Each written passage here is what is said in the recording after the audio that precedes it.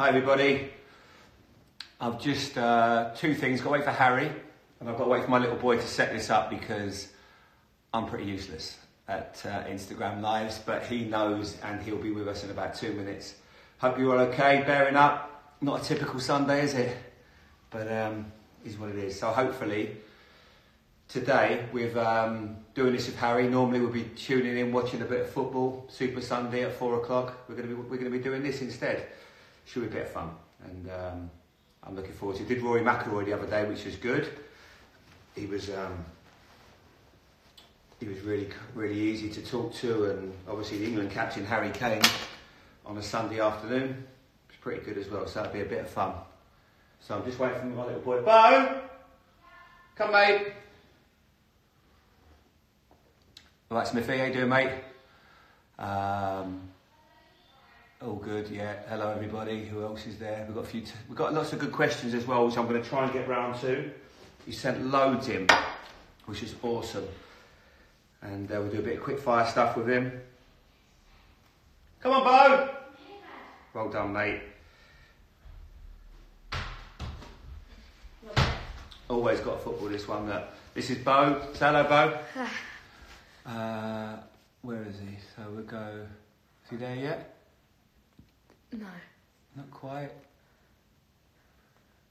Give us a thumbs up when you're there, H. Hi, Jack McGivney. Yeah, Jack. Big up, mate. Oh. Yeah. Is that Harry there? Yeah. He's there, but there he is. Good. Hello to Harry first, Bo. Why are you going to be shy? No, you've got a question as well for him. No, you can ask him. Okay, I'll ask him for you. Harry, how you doing, mate? You What's right? that? Are you okay? Yeah, I'm okay. Not What a have you got typical there? Sunday for any of us, but listen, thank you so much for doing this because I know you've got your family and everything, but it's nice for people to hear what you're up to, what you're doing. So very kind of you, mate. How you been? Yeah, not bad, mate. Not bad. Obviously, strange times at the moment and stuff, but yeah, just enjoying being at home with the girls and spending a bit of downtime and stuff. So yeah, but so far it's all been well. How about you, mate? How you been getting on? Yeah, it's so weird because I think for everybody, you know, we adapt, we get used to it. It's not easy. You know, lucky enough, I've got the boys around me as well, which helps keeps you sane. And I think, you know, sometimes doing things like this and talking to people and I think that's what we've all got to do, reach out to people, have a chat, because you don't know what someone's going through, how difficult it is, whether they've been ill or whatever. And, you know, some people go quiet. One of my friends was a bit quiet for a few days and I thought, you know, I've not heard from him, and I give him a call and he'd obviously become ill. So thankfully he's feeling a bit better now. Luke, so yeah, it's a friend of ours, but he said he's feeling a lot better, which is great news. So it's just difficult times for everyone. And I think, you know, this week more than ever, H, and we were talking about this earlier on, with everyone, what the NHS are doing and that, I think it just makes us so thankful. And it's a real leveller, and I think it gives us a reality check for really, they're the real stars out there. No, absolutely. I think it puts it all in perspective, really. The amazing job they've been doing, and yeah, we can only thank them, really. And like I said in a post a few days ago, all we can do is give them the best possible chance of saving lives, and that obviously means staying at home. So, and we should embrace it as well. You know, people have busy schedules, people always working hard. So, yeah, sometimes it's nice to take a step back and take these moments to just enjoy time with the family, spend time with people you don't always get the time with, and Right. yeah, try and make When the was the most. last time you did? I mean, listen, it's obviously not the circumstances that we want, but when was the last time you had sort of this sort of time at home? You either playing, training, camps, World Cups, Euros. It's been non-stop for you for so many years. No, it's true. With the schedule, and even when we get time off, we might get 4 weeks off in the summer, but you always normally go away on holiday. So to actually be at home and spend time here in London, yeah, I don't get that time at all. So the kids are loving it. I know that. So they won't be used to it whenever we start going back to work. They'll be spoiled. But no, like I said, I'm enjoying it. I'm enjoying this time. I'm trying to make the most of it. I'm trying to be positive, as we know there's a lot going on. So, but yeah, it's been a long while since I've been at home like this. And of course, being injured as well. I've been out for 10 weeks already. So Yeah, it's been long enough without football. So now, yeah, just got to kind of see what unfolds and go from there, really. Exactly. We'll come on to the football in a bit, Ace, but I know one big question I want to ask you. Have you finished that puzzle yet? Because that looked like an absolute monster. I've still not finished it, mate. So many of the pieces are just trying to like and things like that. But yeah, that's going to take me another few days at least. I need to put some time into that. Yeah. And so, how's the injury, Harry? How are you feeling right now? What is the latest? And obviously, you're going to have to do rehab at home. But are you happy with how it's developing?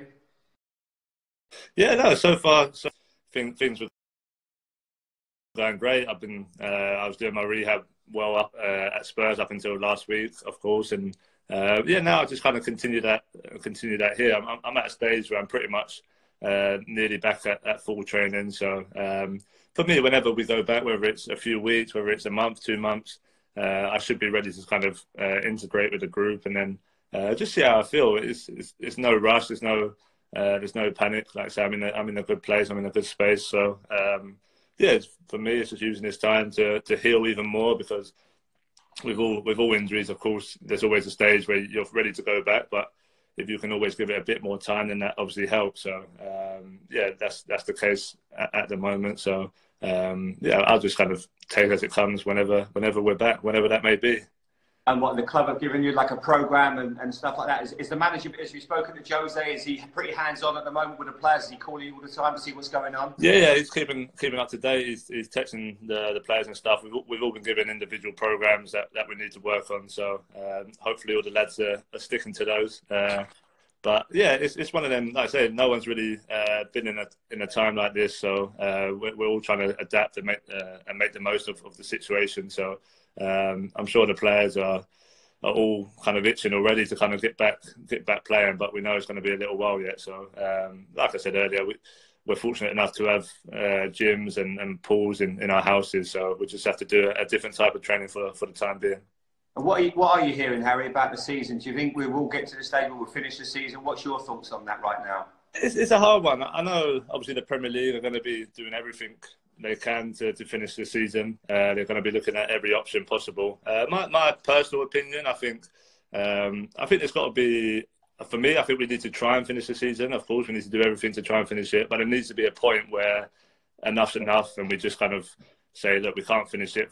Like going into kind of July, going into August, then pushing next season back. I don't really see too much benefit in that, but obviously I don't know kind of what's going on behind the scenes and what it means financially for certain clubs and things like that. But from a player's point of view, I think, yeah, by all means we need to try and finish it, try as much as possible, but there needs to be a limit. And probably the limit for me is probably end of June. If it isn't completed by end of June, then we almost just have to say that let's just look at the options and kind of look forward to next season. Otherwise, I feel like it has such a knock-on effect next year, then the Euros, then the World Cup 2022. But I'm sure that's just my opinion. I'm sure the Premier League are looking at every different option and they're talking to the clubs. Exactly. But I think the thing about it is, Harry, is right now we're all just guessing. No one knows what's the outcome. No one knows when this is. Obviously, fingers crossed everyone can get back out to work and be safe. But we just got to give it the time it deserves, and hopefully once we get to that point, then football, which is obviously secondary right now, will, because I think we realise it's so important for people, and I'm sure you're getting so many messages like, I can't wait to see everybody back playing, but when the time is right, because first of all, you can't put people's safety at risk. That has to be first and foremost. Yeah, and that's the thing. It's like I say, football is secondary at the moment, so I know there still has to be plans in place and things put in place, and I'm sure everyone is trying to do that. But look, if we're still in this situation in May, June, go away, and so.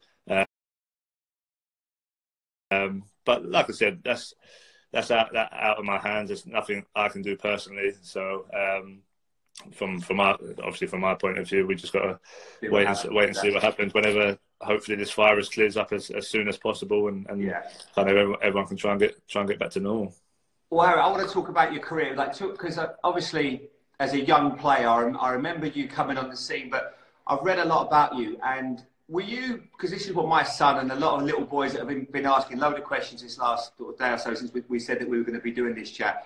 Talk to me about as 11, 12-year-old. I know you played for Ridgeway Rovers, and that was a team in Essex. But were you the best player in the team? Were you the star of the show? Were you just, an average player at that time when you just wanted to become a player? Yeah, no, yeah, definitely. So I'll go back probably. So I started. I went to Arsenal Academy when I was about 6 or 7 years old. So that was my first kind of taste of could have been so different then, Abe, couldn't it? Could have been so different. I know. I've seen that picture with the Arsenal shirt on so many times.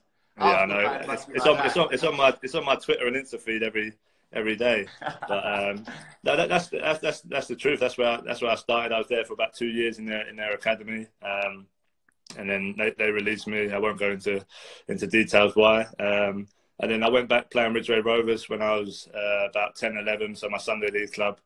And then Tottenham picked me up when I was 11, and it's a funny story. So I went on trial for 6 weeks. It was a 6-week trial, so you do your 6 weeks.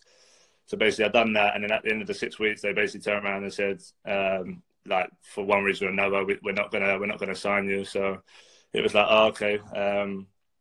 As always, it was just like kind of okay, onto the next one, onto another club. How can we try and get into another club? So I went to Watford on a trial, and we played Tottenham in a game, and back at Middleton House where Tottenham used to. I remember. I used to train there. Yeah. Yeah, and I scored a hat-trick playing for Watford against Tottenham, and that night, the head of academy phoned my dad and said that we want to sign Harry. So it was obviously a difficult decision at the time because they'd said no, and then you go away, you score goals, and now they want you. It's kind of do I don't I? But I think we made the right choice in the end, and obviously, yeah. Since then, the rest is history. But it shows obviously at that age, I wasn't a player that was the best player in the team. I wasn't physically that strong or that quick. It wasn't until kind of 14, 15 that I started to develop a bit more and got a bit physically better, got a bit more confidence, and then my technique kind of shone through that. So yeah, and that's when kind of probably about 15 I started to really develop, and then started training with the first team kind of 16, 17, and then went from there really. And so and then 15, 16, I think is an interesting age for players because I can remember it well myself when I was obviously wanting to be a player, but mate, we're all changing body shapes, etc. Did you feel right? Did you feel then with the help of the coaches that you become a professional player, Premier League player, or were you still one of them that they weren't quite sure about, or were you first picked for Tottenham scouts? I was probably in the middle. I think I always had kind of technical ability. I could always score goals. But yeah, physically, I was quite slim. I was quite skinny.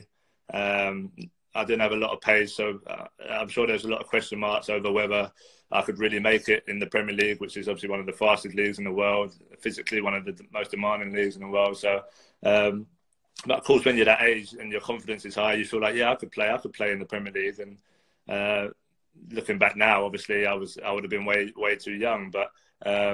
Yeah, but I developed well, and kind of when I got to youth team stage, like 16, when I left school, I had Alex Inglethorpe and John McDermott as my youth team coaches, and developed massively under them. Done really well, a lot of good work. We had a great relationship. My confidence grew, my ability grew. Physically, I got better. Went on loan kind of a year after that, and got even more confident. So yeah, that's kind of how it worked.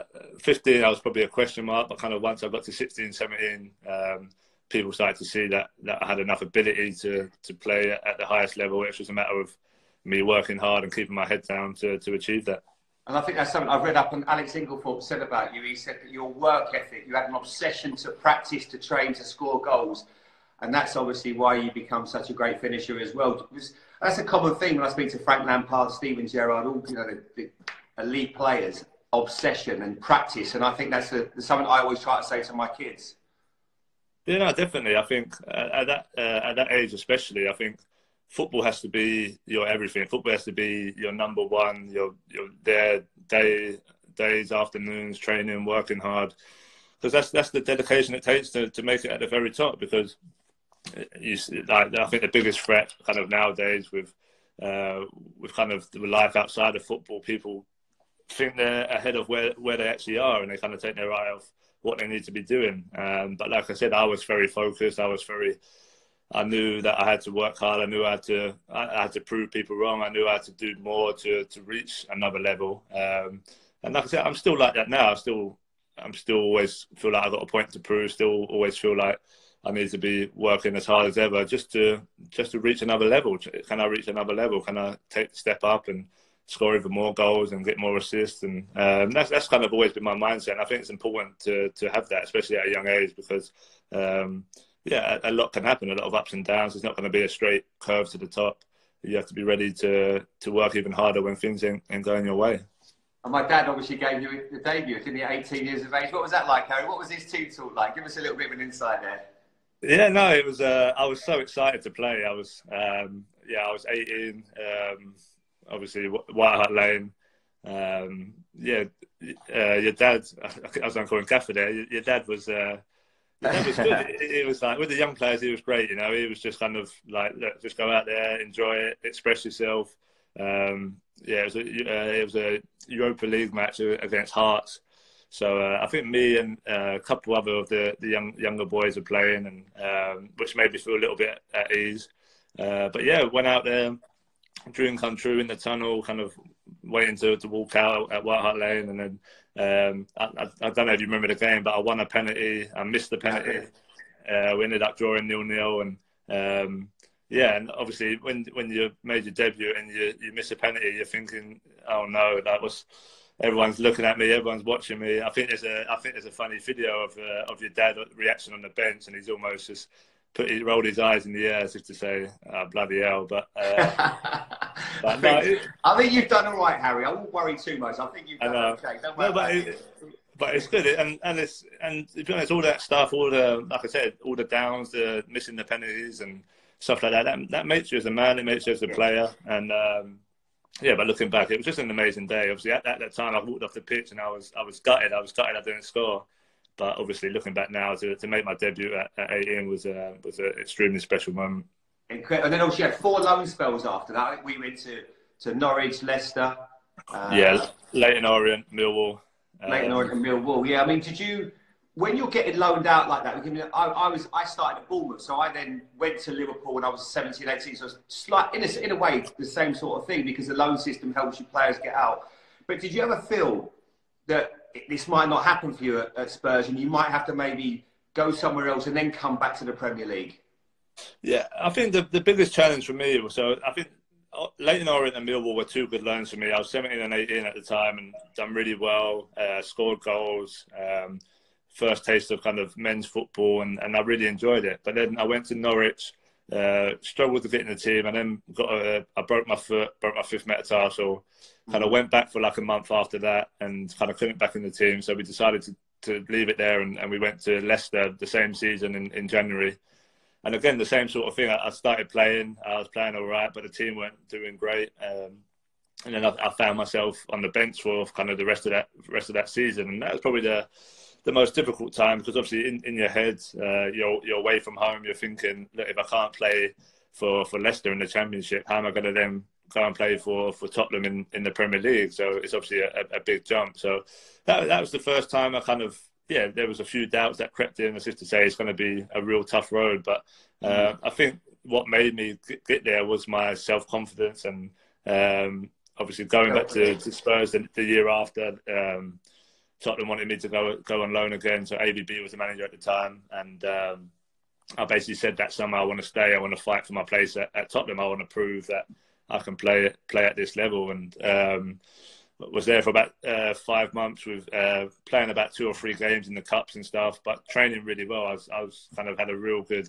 pre-season. I'd been training really well. I even had some players coming up saying, "No, you're pushing your way. You're close." And then AVB got the sack, and Tim Serra got in charge around December time.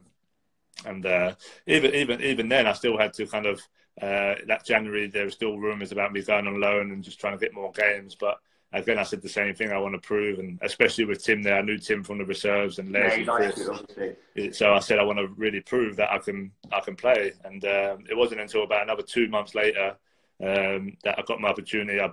Tim played me in my first Premier League start. And yeah, I scored and went on to score in the next 2 games as well. And that's where I kind of really proved that I could do it at that level. So that was a big year for me to go and say I'm not going on loan and I'm going to stay and fight for my place. And to end up doing that at the end of that season was a big boost for me. And obviously then Mauricio Pochettino come in, and he felt you two just seemed to have a great relationship from day one. He sort of really trusted you and valued you as a player, and you seemed to flourish under him. Yeah, no, we did. Well, when he come in, obviously, like any new manager, you're never sure what they're like. You have to kind of take time to get to know their personality. But what I did know from him coming from Southampton was that he liked to play young players. He liked energetic players who worked hard. So even before I'd met him, I knew that my kind of the way I played, the way I trained was going to be probably something that he liked. So I went back.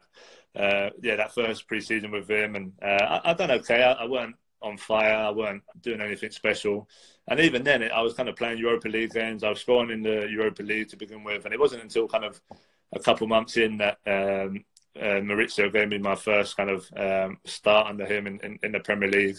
Or when I come off, that was it. When I come off the bench against Aston Villa away, and I scored the lucky deflected free kick and run off into the crowd, run off celebrating, last minute winner. And from there, kind of played pretty much every game under him. And we built an amazing relationship. We got on so well, like obviously on the pitch, he helped develop my game massively. But even off the pitch, just having someone to talk to and kind of a personal relationship, asking how things were away from football. And it was great to have that relationship. And that helped me grow as a player, as a man. And even just learning from him and his team with like his assistant Jesus and the goalkeeper coach Tony and Miguel. You know, we all had a great relationship, and obviously we've done some great things at Spurs, and I'd always be thankful for that.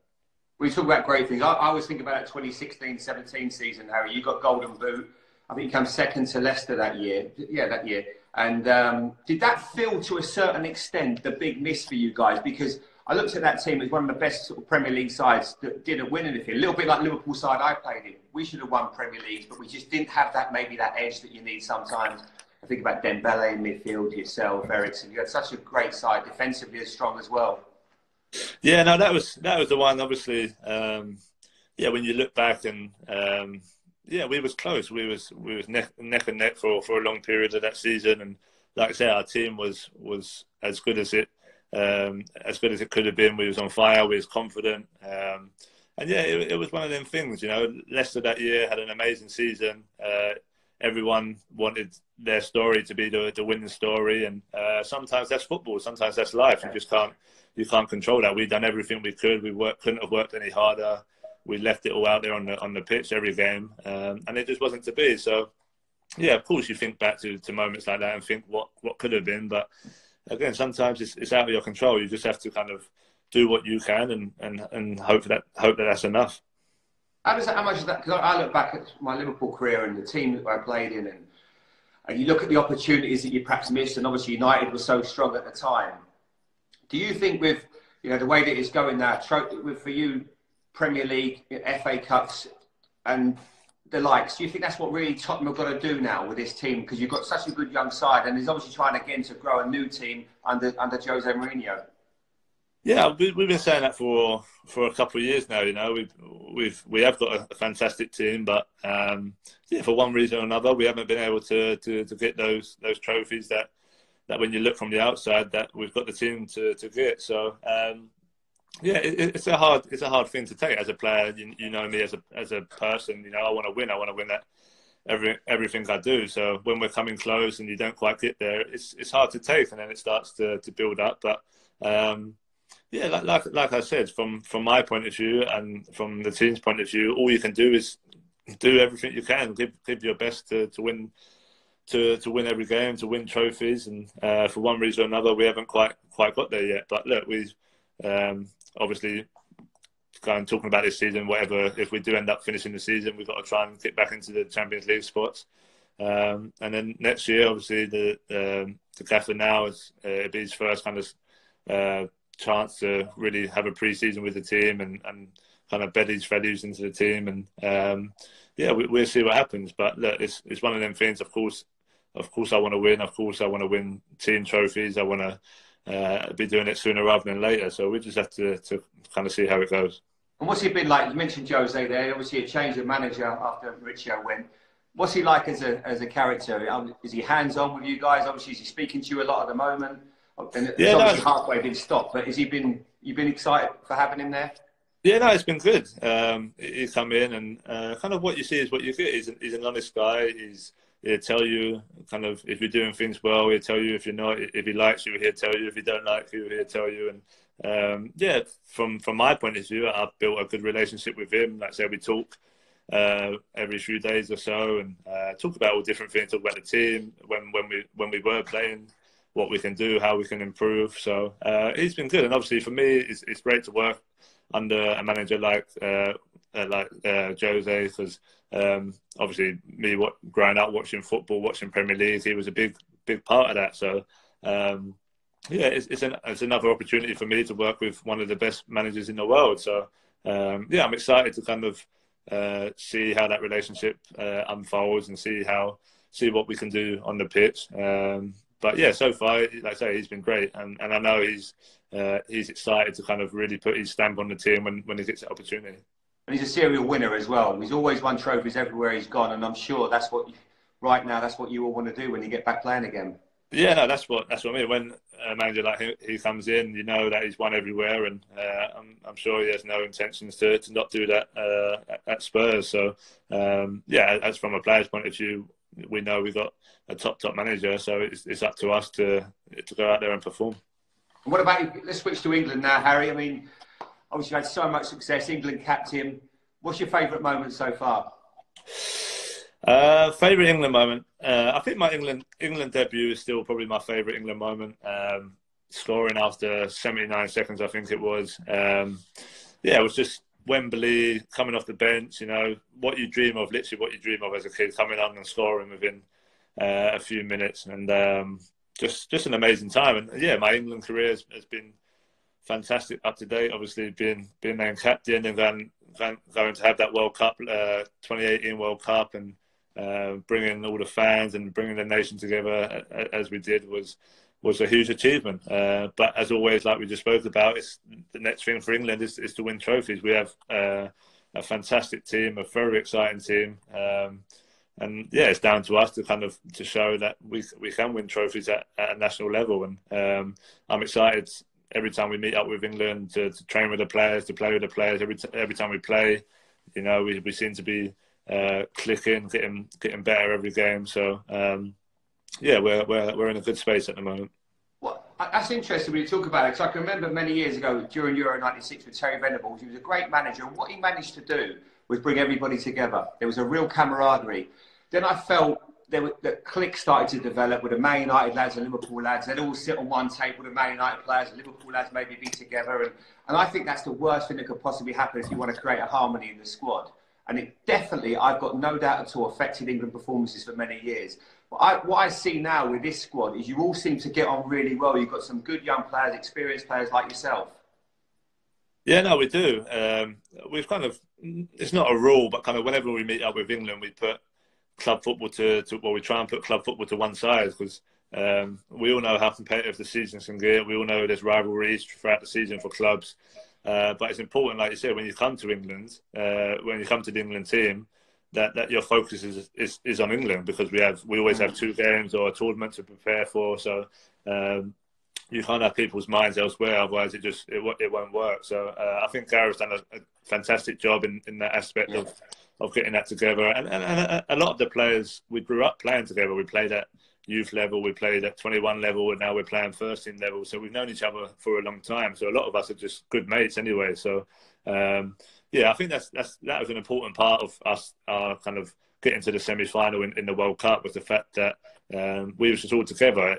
The players that were playing, the players that were on the bench, the players, everyone in the squad, the staff, we was all on the same page. And especially in tournament football, it's so important to have that, because you're away for so long. You're away for 6 weeks at a time. So if you end up all getting on each other's nerves, it's going to be a problem. So well, that's what happens with us. We still get the Man United lads get on our nerves. We got on theirs. We had no chance. What young players excite you, Harry? People like Jadon Sancho coming to the front, Maddison, Jack Grealish. We've got some really good, Mason Mount got some fantastic talent right now. Yeah, it's been great. It's been great to see. It's been great to watch in the Premier League. All these young English players kind of doing well. Obviously, Jadon in the Bundesliga, tearing it up. So, all great players and great guys as well. So, that's the best thing for our nation, to have competition, to have people pushing each other for places, because that's the only way we're going to get better. And we have, like I say, so many competitions in places kind of all over the field.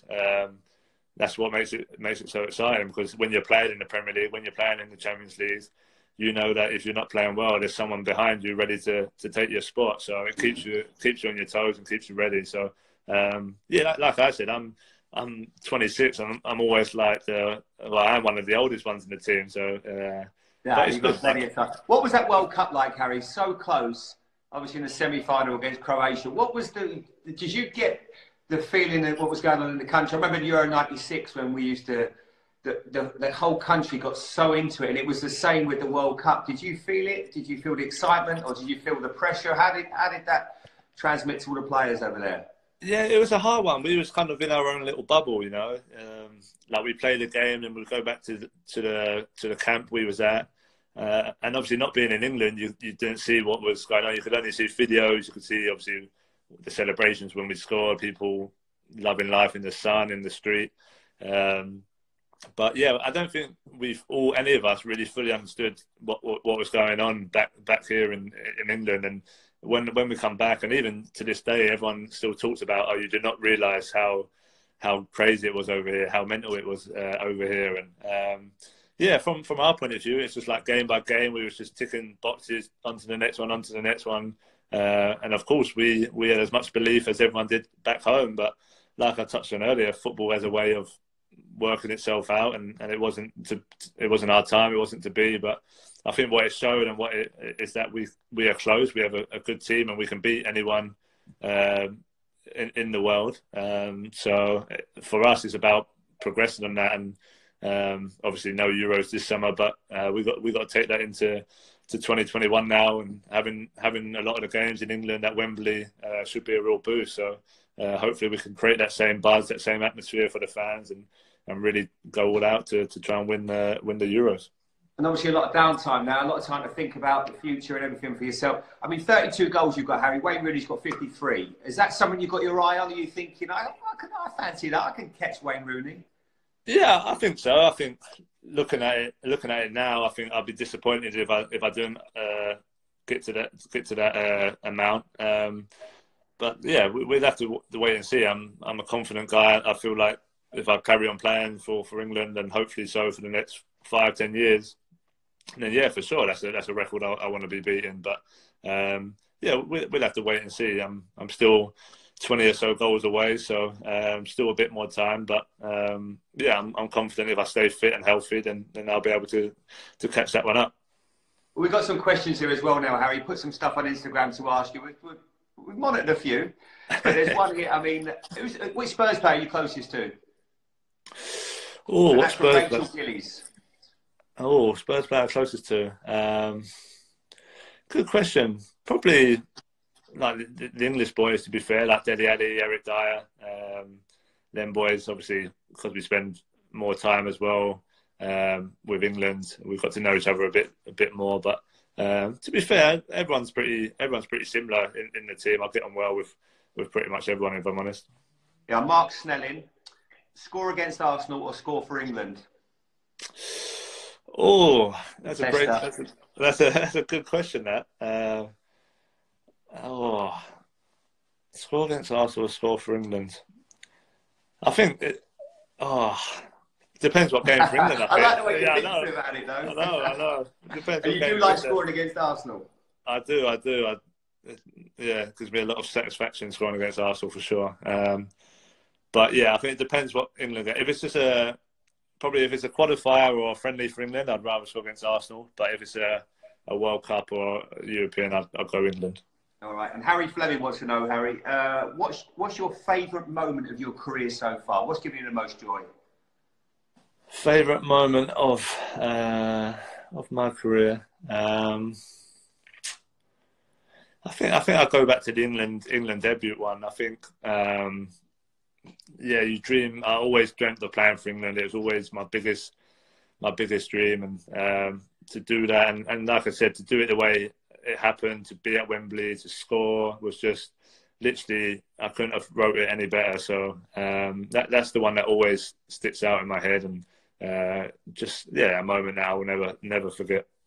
I remember my England day. We played Colombia race. You remember the Higuita, the keeper, when he did the scorpion kick?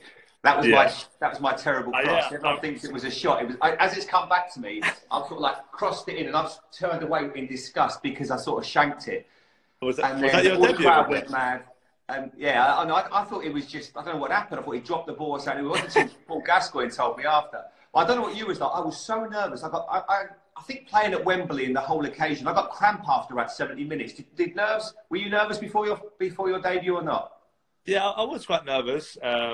Obviously, I was coming off the bench, and you know, it's like when you're waiting to come on, the ball didn't come off the pitch for about 5 minutes. I was literally standing on the side of the pitch for about 5 minutes waiting to make my England debut. So I was just like, please, does someone kick it out or go down? I remember.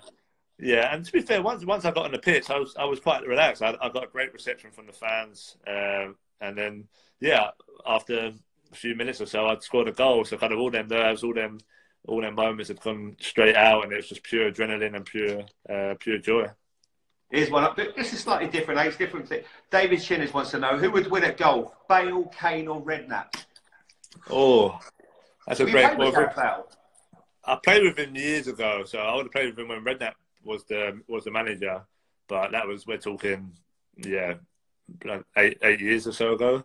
I can't really remember it, but he loves it though by the look of it, doesn't he? He's always playing golf. I've heard he's been playing a lot, so I don't know about Bale. Me and you, I don't know. I'll tell you. So you'll like this conversation. We were in the locker room the other day at Queenwood where I played. You've been obviously a few times to play. And we were talking. Ross, a mutual friend of ours, said that last time you played. I don't know. I can't remember a while ago. You were hitting it as far as Rory McIlroy. He said. As far as Rory. That's what Ross said. I mean, that is some compliment, I would say. Eh? You've got to be happy with that one. I'm definitely not consistent. Just so everybody knows, this is not talking. I'm just saying. I don't know why, but you hit the ball miles. I mean, it's just ridiculous where you get all that speed from. Yeah, no, I think it's just something I've been blessed with, really. I take quite a few people by surprise when I hit the ball, but I don't know how far. Rory obviously hits it a mile. I'll have to get out on the course with Rory. I see you doing your live with him the other day, so we'll have to get a game. And, you two have the only thing is, like, sometimes yours does go a little bit, left and right. That's what I'm saying. It's definitely a bit more consistent than me. I'll be hitting it hard, but shooting 80. Yeah, but someone said here as well, who's the better? Like, no doubt, I played a lot, obviously, because I've retired a long while ago. When you stop playing, he will become a lot better golfer than I am. So I'm going to give you that one. Here's one for you, Harry. This is from Jack Marshall. What's the best bit of advice you've been given? Best bit of advice I've been given. I'm not too sure. I think kind of something that I always took was self-belief. So when I was talking about kind of that age of kind of 16, 17, 18, self-belief was a big thing that kind of people said, if you haven't got that, then you're not going to reach the top. So I'd always been confident, but kind of that belief to really go and be the best, be the Premier League player, be the England international. That was the biggest thing I took, and I think a lot of young players, if they can have self-belief, and no matter what happens around them, if things ain't going right or things are going really well, if they can just keep that self-belief, and then I think they have a big chance. If they have the ability to go on and achieve what they want. Harry, I've got to ask you this one. This is coming from a lot of people. I mean, how long are you going to stay at Spurs, or can you see yourself staying there for the rest of your career? Yeah, it's a good question. Obviously, I get asked this question a lot. it's one of them things, you know. I couldn't say yes, I couldn't say no. I love Spurs. I'd always love Spurs, but yeah, it's one of them things, you know. I've always said if I don't feel we're progressing as a team or going in the right direction, then I'm not someone to just stay there for the sake of it. You know, I'm an ambitious player. I want to improve. I want to get better. I want to become one of the top players. So it all depends on kind of what happens as a team and how we progress as a team. So yeah, it's not a definite I'm going to stay there forever, but it's not a no. It's not a no either. This is a good question. I like this one. This is from Robert James. The Premier League's highest ever scorer or Premier League winner? Premier League winner. Premier League winner for sure. Yeah. Yeah, I think, like I say, I've done some individual records. I've had some great success individually, but I play this sport to win trophies as a team. So I don't think you can take that moment away as working as a team and coming together at the end and being champions. I'm sure that'd feel a lot better than breaking a record for sure. This is from Lee Dunn. I like this one. This is a good one. It goes back to records, obviously. With Alan Shearer's got 260 Premier League goals. I think I did write this down, Harry. What you're on? You're on. I think we 130 something. Yeah, 130. Yeah, 132, 133. I mean, have you got that in your locker? That's a lot. That's some going. But you're 26. You say.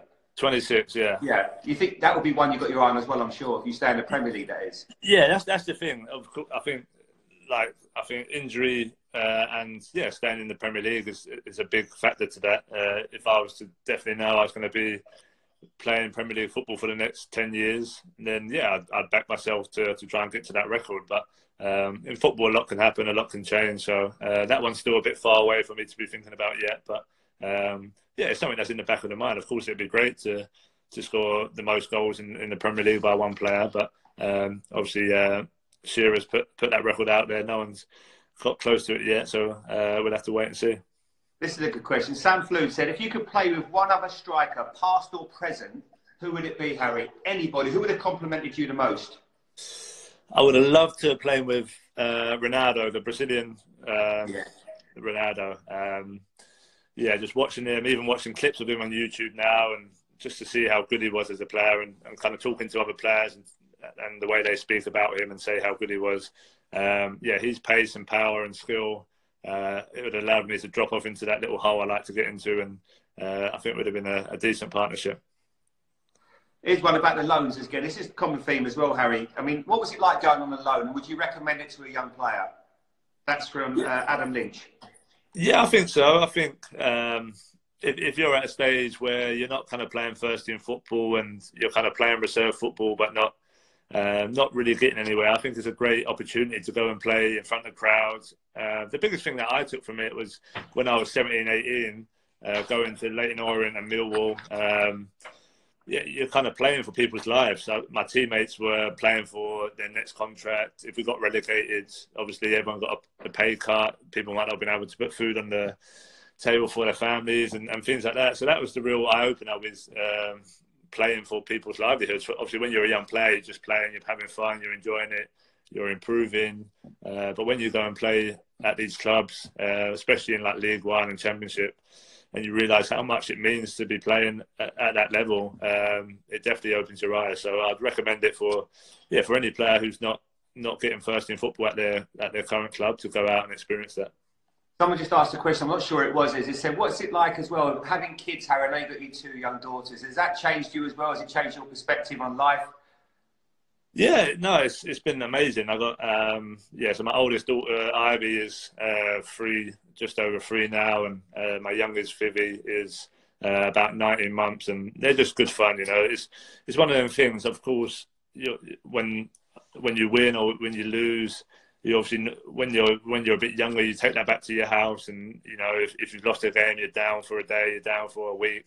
But obviously, when you've got kids, they don't allow you to have that time. You come home and it's straight into, I don't know, doing a puzzle or playing games or watching Peppa Pig. So it allows you to take your mind off things a bit. But I'm loving every minute of it. And like I say, this time now is a time that I would rarely get in this period of my career. So I'm trying to make the most of that and just spending some good quality time with them. Nice. Well, listen, I've got a few quick fire questions as well for you, Harry. So who's the DJ in the dressing room?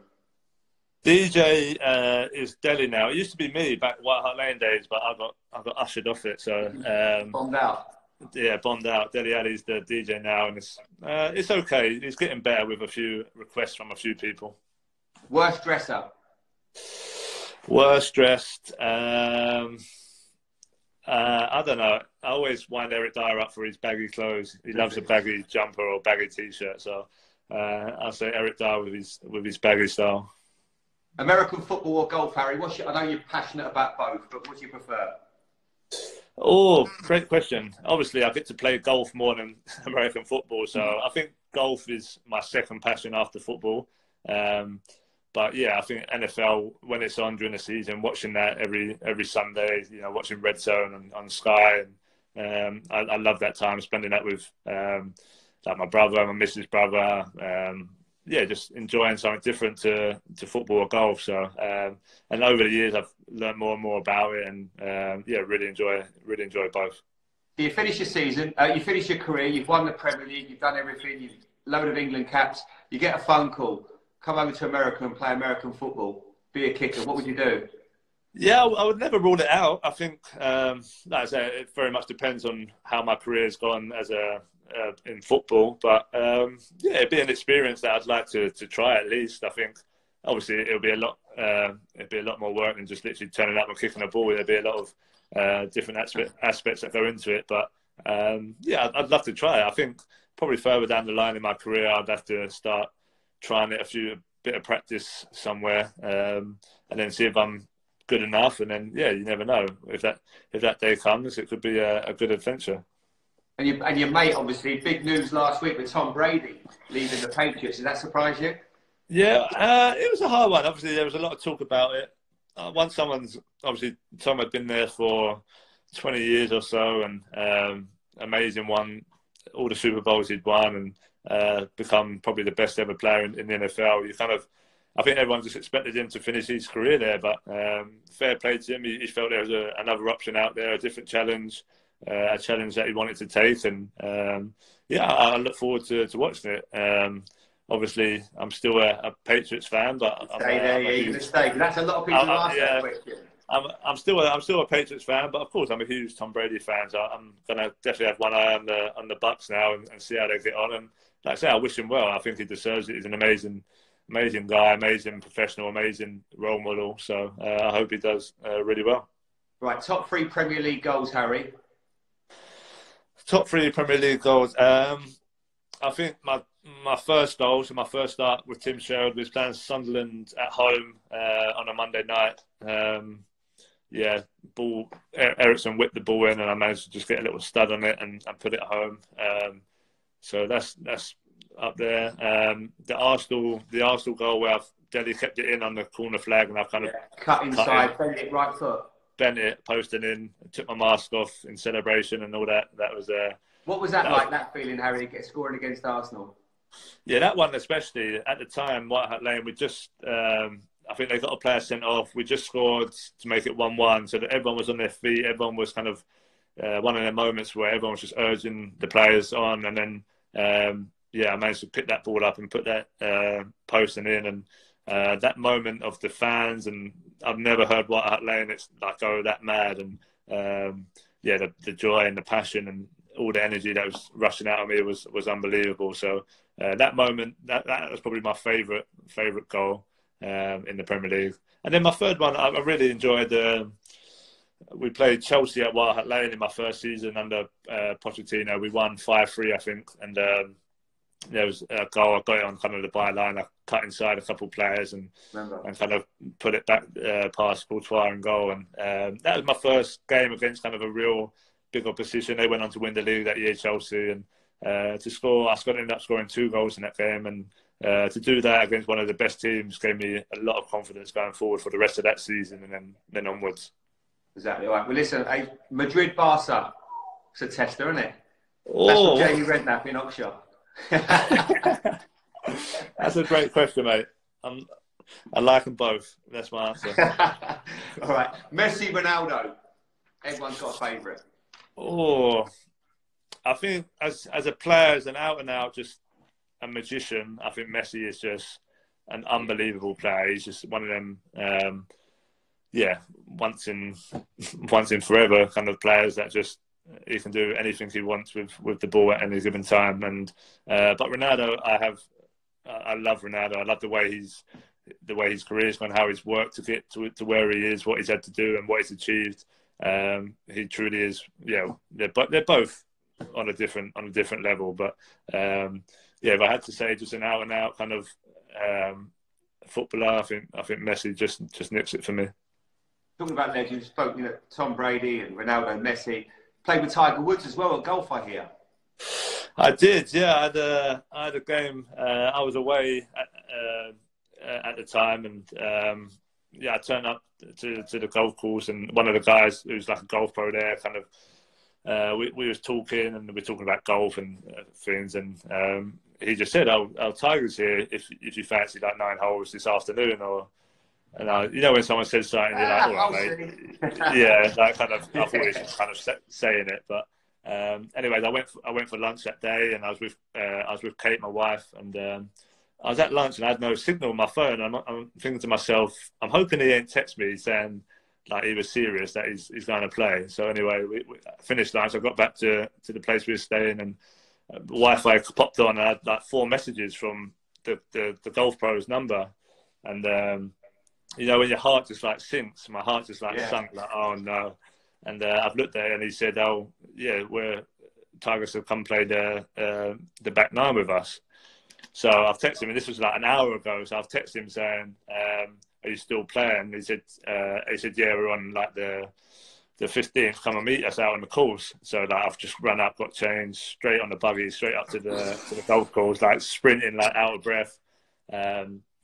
Gone straight up, and I've kind of met him on it was the 14th green. He was just finishing the 14th green, so I kind of we introduced ourselves, and it was like literally straight onto the 15th tee box. And like bearing in mind, I've had no warm up, I've rushed, I've had no time, and he's hit his shot like par 5 down the middle, and then I'm standing there like my hands are shaking. He's standing like 2 yards behind me, and I'm like, please just don't top it, or don't bat it, or don't. What happened? I ended up hitting a good shot down the middle of the fairway. Ended up making birdie on the hole, and it was just one of them. We played the last 3 holes, and we was chatting about football. We was chatting about all different types of things, and it was just, like I say, one of them experiences that I will remember forever. He was a massive idol of mine growing up, watching him dominate golf. So.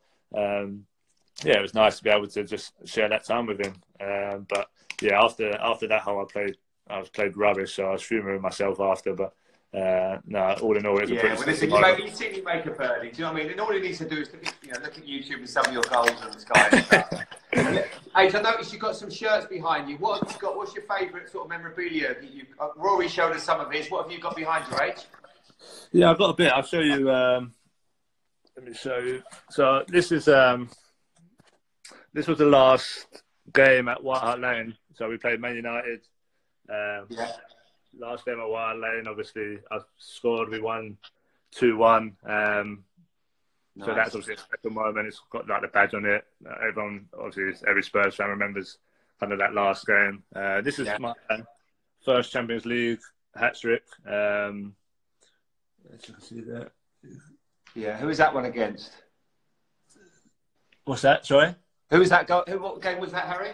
APOL. That was away, and we won 3-0. It was actually a really tough game.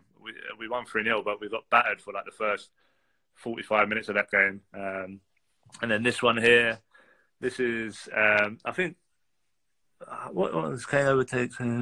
Oh yeah, so I overtook Teddy Sheringham as Premier League top goal scorer for Spurs. So we played Everton at Wembley. That was, I think I scored a couple of goals. And yeah, so they're the 3 I've got in this room. I've got some nice stuff in here. I've got like that was the World Cup hat-trick ball and stuff. Right, love that. Yeah, that was the. What's that one there? That's Champions League. That's the Champions League one. I just showed you the picture of. Yeah, I've got I think they've got written down what ones they are. I think they've got like the Stoke. What's your favourite hat-trick, Harry? What's your favourite one? The World Cup one?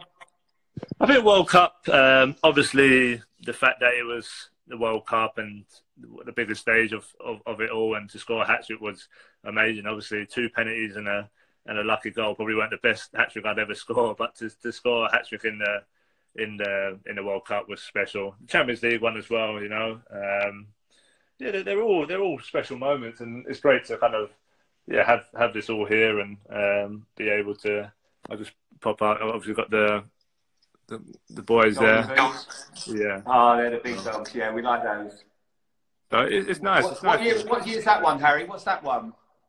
So that one's 2016. That's 2015-16. So that's the league time Leicester won it, I think. Yeah, Leicester. Then you went back to back. You won it the following year as well, didn't you? Yeah, and then that was the one I scored. I scored a four against Leicester away, didn't I? And I scored 3 against Hull. Last 2 games of the season. So yeah, no. What do you get for the World Cup Golden Boot? That's it, mate. That's what you get. Oh, that's it. Oh, sorry, I couldn't quite see it. Oh, that's beautiful. Yeah, perfect. So yeah, you just get a. They actually sent, obviously, because we went out in the semi-final, and then I think they done the awards after the final and stuff. So they just sent it to me a few weeks later, and I picked it up. But yeah, I've got some. I don't actually come in this room a lot, but it's nice to, whilst I'm at home, just kind of make the most of it. Here's one from Tom Brady. He said, "Come play for the Pats." So that's nice. We'd have to change that now. I know, maybe it's "Come play for the Bucks" now, but exactly. But does this almost? Sometimes you're looking, watching yourself. And seeing all that sort of memorabilia and all the great things you've done, does it whet your appetite and think, I can't wait to get back playing again, obviously once it's over and people are safe?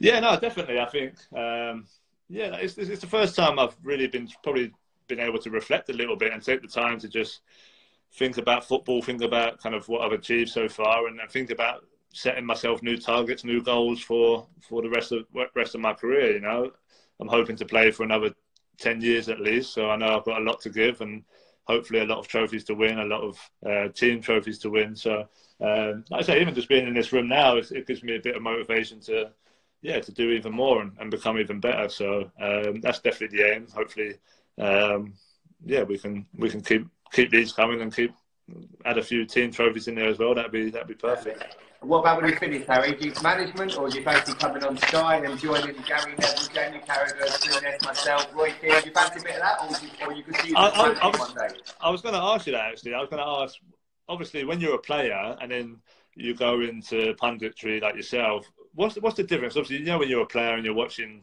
some pundits and they're calling people rubbish, they're calling this, calling that, and you're watching, I'm sure you watch, I don't know, when you was a player and you used to think, why is he talking like that? Why is he doing that? Yeah. What's the different mindset when you go into kind of punditry and you obviously know what it's like to be a footballer and that balance of obviously doing your job, but obviously not coming across as someone that the players are just fed up of?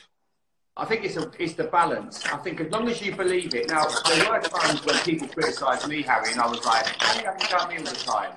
And then afterwards, when I reflected, I go, well, perhaps it was right. And I think as long as it never becomes personal, I think as long as you give reasons behind it, and if it was you, then you'd understand why they may be critical of what they did. But I think it's about just keeping it into perspective and not trying to just kill people for the sake of it, because that's so easy to just, give a sound bite. I think as long as you give a reason behind it, I think most people are pretty fair. And I've tried to do that. There has been times when I thought, that was a bit harsh. I wish I hadn't said that about someone. But, management is my dad always said to me, you'd be good at managing, but it's something that I enjoy the Sky work. I enjoy leading their own. A lot of people actually said that, Harry. You've got to come on leading their own when, next time we film. Yeah, we need to do it. We'll do it, definitely.